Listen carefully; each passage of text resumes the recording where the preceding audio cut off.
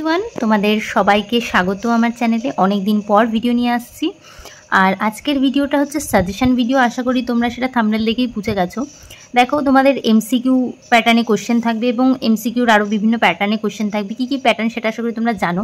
তো প্রত্যেকটা চ্যাপ্টার থেকে লাস্ট মোমেন্টে, মানে এই লাস্ট একদিনে তোমরা কি কি পড়বে সেটার একটা ছোট্ট সাজেশন ভিডিও আমি দিচ্ছি। যদিও এমসিকিউর খুব একটা বেশি সাজেশন হয় না, পড়তে তোমাদের সবই হবে, তবুও কিছু কিছু টপিক যেগুলো পড়তেই হবে সেটা হচ্ছে তোমাদেরকে আজকে আমি এই ভিডিওতে বলবো। আর চ্যাপ্টারের নাম হচ্ছে পদার্থের তরল অবস্থা। তোমাদের যদি এই ভিডিওটা ভালো লাগে অবশ্যই কমেন্ট করে জানিও, তাহলে কিন্তু আমি আরও ভিডিও নিয়ে আসবো। তোমাদের যাদের কাছে বই আছে অবশ্যই কিন্তু বইটা একটু দেখো, কারণ বই অনুযায়ী, পেজ নাম্বার অনুযায়ী আমি কিছু কিছু টপিক বলে দিচ্ছি। তো বইটা তোমাদের হাতের সামনে থাকলে খুবই ভালো হয়। প্রথমত এই চ্যাপ্টার থেকে কিন্তু 2 থেকে 3টে তোমাদের অঙ্ক থাকবে। আর সেটা কী থেকে থাকতে পারে, দেখো, নর্মালিটি, মোলারিটি এগুলো কিন্তু আলাদা করে অঙ্কে খুব একটা দেওয়ার চান্স নেই। তোমাদের যেটা অঙ্কে দেওয়ার চান্স আছে সেটা হচ্ছে তোমাদের পরবর্তী যে কোয়েশ্চেনগুলো আছে সেটা হচ্ছে দ্রবণের বাষ্পচাপ সংক্রান্ত যে অঙ্কগুলো সেগুলো, ঠিক আছে। তো সেই কারণে প্রথম দিকের মোলারিটি এই সূত্রগুলো তো তোমাদের পড়তেই হবে, কিন্তু ওখান থেকে স্পেসিফিক সেরকম অঙ্ক দেওয়ার চান্স কিন্তু খুবই কম। যাই হোক, হেনরিস সূত্রটা তোমরা খুব ভালো করে পড়বে, কারণ এখান থেকে যেরকম টাইপের কোয়েশ্চেন আছে যে কোনটি সঠিক নয় এরকম বাক্য টাইপের যে প্রশ্ন সেটা একটা আসতে পারে। মানে তোমাদের বিভিন্ন তথ্য তুলে দিল হেনরিস ল সম্পর্কে, দিয়ে বলবে কোনটা সঠিক নয়, এরকম প্যাটার্নের কিন্তু কোয়েশ্চেন দিতে পারে। এছাড়া তোমাদের এখানে যে গ্রাফটা আছে সেই গ্রাফ রিলেটেড কোনো কোয়েশ্চেন দিতে পারে হেনরিস ল থেকে। এছাড়া তোমাদের সূত্র তো লাগবেই, সূত্রর অঙ্ক তো আছেই, কিন্তু এইগুলো বেশি গুরুত্বপূর্ণ। নেক্সট পরবর্তী পার্টে যাচ্ছি। পরবর্তী পার্ট হচ্ছে বিশুদ্ধ তরলের বাষ্পচাপ।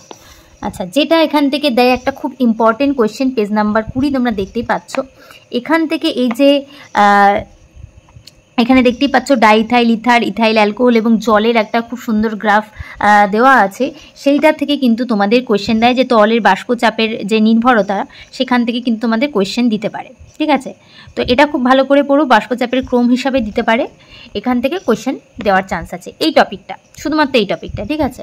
নেক্সট পরে চলে যাচ্ছে আমাদের পরবর্তী টপিক, সেটা হচ্ছে দ্রবণের বাষ্পচাপ, রাউল্ট সূত্র। সেটা রাউল্ট সূত্র থেকেও আমি সেম কথাই বলবো। রাউল্ট সূত্র কোনো একটা টপিক তুলে দিয়ে বলতে পারে কোনটা সত্য নয়, এরকম টাইপের অঙ্ক দিতে পারে। আর এমনি রাউল্ট সূত্র থেকে যে রাউল্টের সূত্র আছে সেটা থেকেও অঙ্ক দিতে পারে, ঠিক আছে। নেক্সট পরবর্তী পার্টে চলে যাই, যেটা খুবই ইম্পর্টেন্ট একটা পার্ট। এখান থেকে প্রচুর কোয়েশ্চেন তোমরা রায়োমার্টিনেও দেখেছো। সেটা হচ্ছে আদর্শ দ্রবণ আর অনাদর্শ দ্রবণের মধ্যে কোনটার ডেলভি মিক্সিংয়ের মান 0 হয়, কোনটা ডেলএইচ সলিউশনের মান 0 হয়, এইগুলো কিন্তু অপশানে দিয়ে দিচ্ছে এবং সেগুলো বাম স্তম্ভ ডান স্তম্ভ মেলায়ের মধ্যেও কিন্তু থাকছে। তো এই পার্টটা কিন্তু ভালো করে পড়তে হবে। আর অনাদর্শ দ্রবণ আর আদর্শ দ্রবণের কিন্তু উদাহরণটা তোমাদেরকে পড়তে হবে। নেক্সট পরবর্তী পার্টে চলে যাচ্ছি। এটাও ভীষণ ইম্পর্টেন্ট একটা টপিক। সেটা হচ্ছে একটা হচ্ছে ধনাত্মক বিচ্যুতি আর একটা হচ্ছে ঋণাত্মক বিচ্যুতি। দেখতেই পাচ্ছ পেজ নাম্বার 24 চলে এসেছি। এক্সাম্পল কিন্তু থাকছেই, তো এক্সাম্পলগুলো একটু ভালো করে দেখবে। কিছু কিছু একটু অন্যরকম বিক্রিয়াও আছে, তো সেই কারণে এক্সাম্পল কিন্তু ভেরি ইম্পর্টেন্ট। পাতা হচ্ছে 24 আর 25 পাতাটা, মানে হচ্ছে ধনাত্মক বিচ্যুতি এবং ঋণাত্মক বিচ্যুতি, ঠিক আছে। তো এটা খুব ভালো করে পড়বে এই টপিকটা। নেক্সট পরবর্তী টপিকে যাচ্ছি, সেটা হচ্ছে অ্যাজিওট্রপিক মিশ্রণ, মানে পরবর্তী পাতায় পেজ নাম্বার 26 দেখতে পাচ্ছ। পরবর্তী পাতায় অ্যাজিওট্রপিক মিশ্রণের মধ্যে অ্যাজিওট্রপিক মিশ্রণের পার্টটা একটুখানি ভালো করে দেখে যাও, এখান থেকে কোয়েশ্চেন দিতে পারে। নেক্সট পরবর্তী চলে যাচ্ছি আমরা পেজ নাম্বার 29-এ। এখান থেকে কিন্তু এই একটা সূত্রকে কাজে লাগিয়ে তোমরা অনেকগুলো অঙ্ক করতে পারবে। বিভিন্ন সূত্র কিন্তু মনে রাখার কিন্তু দরকার নেই, শুধুমাত্র এই একটা সূত্র দিয়ে তোমরা কিন্তু অনেকগুলো অঙ্ক করতে পারবে। যদি তোমাদের মোল ভগ্নাংশ সূত্র আগে থেকেই জানা থাকে, তুমি এখান থেকেই মোল ভগ্নাংশ সূত্রটাকে, এই যে x2 এটাকে তুমি ভেঙে করতে পারো। এছাড়াও তোমার যদি মোলারিটি সূত্র মনে থাকে সেগুলো কিন্তু এইখানেই প্রয়োগ করে তুমি অঙ্ক করতে পারবে। আলাদা করে তোমাকে এই সূত্রটা, এই বড় যে সূত্রগুলো আছে এগুলো কিন্তু আলাদা করে মুখস্থ করার কোনো প্রয়োজন নেই। যদি তোমাদের মোলারিটি মোল ভগ্নাংশ এগুলো যদি মনে থাকে, তাহলে কিন্তু এগুলো আলাদা করে আর পড়াতে হবে। তো এটা কিন্তু একটা ভেরি ইম্পর্টেন্ট টপিক, তো তোমাদের এই সূত্রটা পড়তেই হবে। নেক্সট পরবর্তী টপিকে চলে যাচ্ছি, দ্রবণের স্ফুটনাঙ্ক উন্নয়নটা, ঠিক আছে। এখান থেকে কিন্তু অঙ্ক থাকবে তোমাদের, এটার থেকেও তোমাদের অঙ্কই বেশিরভাগ দেয়। অন্য কোয়েশ্চেন খুব দেওয়ার চান্স খুব কমই, অঙ্ক খুব বেশি দেয়। আর দ্রবণের হিমাঙ্ক অবনমন থেকেও অঙ্ক খুব বেশি দেয়, কিন্তু এখানে এই টপিকটা থেকে, যে হিমাঙ্ক অবনমনের কারণ, এই টপিকটা থেকে এবং এই ওপরে হিমাঙ্ক অবনমন কি, ঠিক আছে, এই টপিকটা থেকেও তোমাদের কিছু লাইন তুলে দিয়ে বলতে পারে কোনটা সঠিক কোনটা সঠিক নয়। তো এই টপিকটা একটু তোমাদের দেখতে হবে, ঠিক আছে। নেক্সট পরবর্তীতে চলে যাচ্ছি। হিমাঙ্ক অবনমন থেকে তো প্রথমেই বলে দিলাম যে অঙ্ক কিন্তু থাকবেই।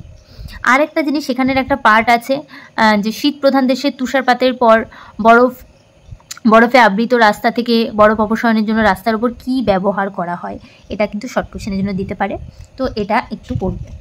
আর একটা জিনিস তোমাদেরকে বলি, এই কথাটা যে KF-কে কি বলা হয়, এর কিন্তু অনেকগুলো নাম আছে, তো সেই সব কটা নাম তোমাদের কিন্তু পড়তে হবে, ঠিক আছে। এখান থেকেও শর্ট কোশ্চেন দেয়। MCQর সাজেশান দেওয়াটা অনেকটাই ডিফিকাল্ট, এটা আশা করি তোমরা সকলেই জানো, তবুও যতটা দেওয়া যায় আমি সেটুকু চেষ্টা করছি দেওয়ার। নেক্সট পরবর্তী হচ্ছে পেজ নাম্বার 43 এবং 42। তার মধ্যে আছে অভিশ্রবণ চাপ যে টপিকটায়, সেখানে এই কৃত্রিম অর্ধপেদ্য পদ্মার যে পার্টটা, এখান থেকে এই নামটা কিন্তু কখনো কখনো পরীক্ষায় দেয় যে কোন অর্ধপেদ্য পদ্মা ব্যবহার করা হয়, তো সেটা তোমাদের জানতে হবে কৃত্রিম অর্ধপেদ্য পদ্মা কোনটা, ঠিক আছে এটা। আর অভিশ্রবণ চাপ সংক্রান্ত পাই=CRT সূত্র, ভ্যান্টপ গুণক সংক্রান্ত, সেটা কিন্তু তোমাদের পড়তে হবে, ভেরি ভেরি ইম্পর্টেন্ট একটা টপিক, ঠিক আছে।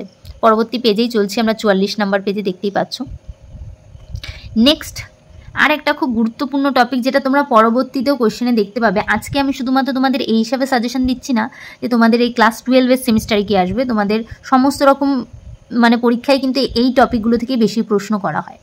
যাই হোক, আইসোটনিক যে পার্টটা আছে, যে এখানে C1=C2 হয়, এটার থেকে প্রচুর অঙ্ক তোমরা পরীক্ষায় পাবে, তো সেটাকে ভালো করে কাজে লাগিয়ে অঙ্কগুলো করবে। ভীষণ ইম্পর্টেন্ট একটা টপিক, পেজ নাম্বার 45, ভীষণ ইম্পর্টেন্ট একটা টপিক। নেক্সট পরবর্তী টপিকে চলে যাব আমরা। চেষ্টা করছি যতটুকু বাদ দেওয়া যায়, বাদ দেওয়ার মতো জিনিস খুব কমই আছে, তবুও যতটা পারা যাচ্ছে।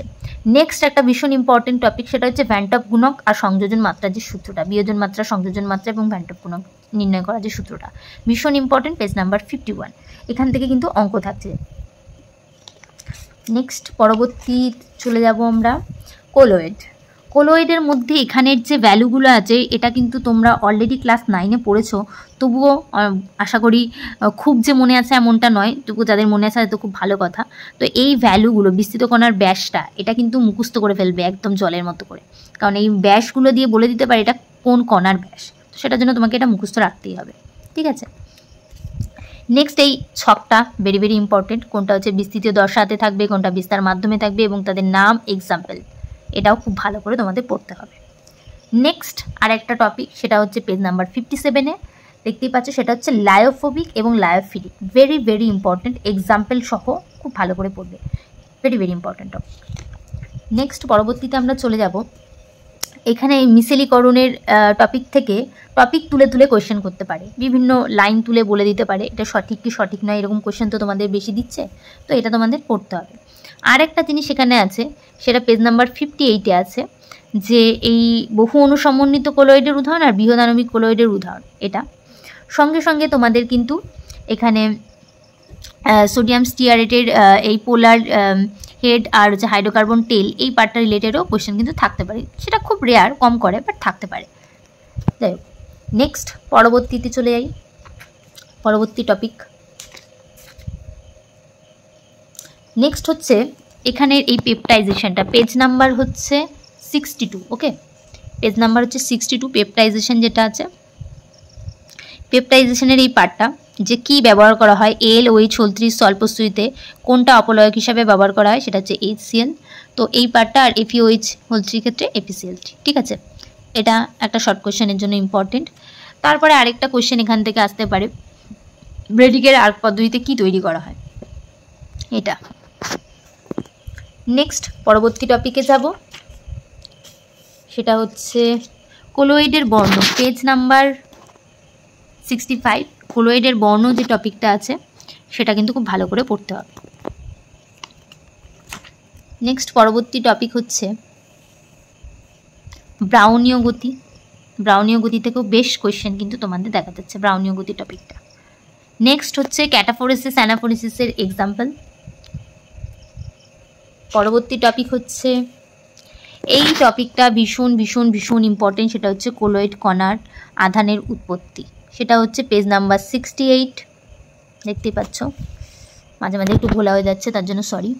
এই যে পেজ নাম্বার 68, এখানের কিন্তু এই কোলয়েডের কণার আধান উৎপত্তিটা, মানে কোনটা হচ্ছে ধনাত্মক সলাবে, কোনটা ঋণাত্মক সলাবে, কি বেশি মেশালে, স্পেসিফিক্যালি 4 নম্বর পয়েন্টটা বেশি ইম্পর্টেন্ট। অন্যান্য পয়েন্টও ইম্পর্টেন্ট, কিন্তু তুমি যদি এই পার্টটা বুঝে যাও তাহলে যে কোনো কোয়েশ্চেন দিলে তুমি করতে পারবে। আর এই ছকটা সঙ্গে বিভিন্ন ধরনের কোলয়েডের বিস্তৃত কণার আধান, যেটা মানে কোনটা হচ্ছে ধনাত্মক আধানগ্রস্ত আর কোনটা ঋণাত্মক আধানগ্রস্ত, ঠিক আছে? এই টপিকটা খুব ভালো করে পড়বে। নেক্সট পরবর্তী হচ্ছে ভীষণই ইম্পর্টেন্ট একটা টপিক, যেটা তোমরা অন্যান্য পরীক্ষাতেও দেখতে পাবে। পেজ নাম্বার দেখতেই পাচ্ছ 71-71-এর মধ্যে, সেটা হচ্ছে স্বর্ণ সংখ্যা। স্বর্ণ সংখ্যার সাথে তার সংরক্ষণ ক্ষমতার যে সম্পর্কটা, মানে ব্যস্তানুপাতিক, সেটা তোমাদের এই রিলেটেড কোয়েশ্চেন কিন্তু খুব দিয়ে দেবে, ভ্যালু দিয়ে দেবে, দিয়ে বলবে কোনটার সংরক্ষণ ক্ষমতা বেশি, বা সংরক্ষণ ক্ষমতা বলে দিল, দিয়ে বলবে কোনটার স্বর্ণ সংখ্যা বেশি, এরকম টাইপের question. Next very very important, ওই পাতাতেই রয়েছে পেজ নাম্বার 71-এ সুলজে হার্টি নিয়ম। এটাও কিন্তু ভীষণ সহজ একটা জিনিস, খুব ভালো করে তোমাদের পড়তে হবে এই টপিকটাও। নেক্সট লাস্ট টপিক, সেটা হচ্ছে ফ্লোকুলেশন মানে বা তঞ্চন গাঢ়ত্ব, যেটা মানে এই সম্পর্কটা পেজ নাম্বার আছে 72-তে। এই পার্টটা থেকে প্রচুর প্রচুর প্রচুর কোয়েশ্চেন আমি দেখেছি, এবং অন্যান্য পরীক্ষার জন্য ভেরি ভেরি ইম্পর্টেন্ট এই পার্টটা, এইটুকু খুব ভালো করে পড়ে ফেলবে। ব্যাস, চ্যাপ্টার শেষ। পরবর্তী চ্যাপ্টারের যদি তোমরা ভিডিও চাও যে এরকম সাজেশান কিছু টপিক নিয়ে আসি, তাহলে অবশ্যই কমেন্ট করে জানিও। দেখো এমসিকিউ সাজেশান দেওয়া কিন্তু খুবই কঠিন, তবুও যতটা আমি বাদ দিতে পেরেছি দিয়েছি, কিন্তু এই টপিকগুলো পড়তেই হবে। তো আজকের ভিডিওটা এখানেই শেষ করছি, পরবর্তী ভিডিও নিয়ে খুব তাড়াতাড়ি আসছি।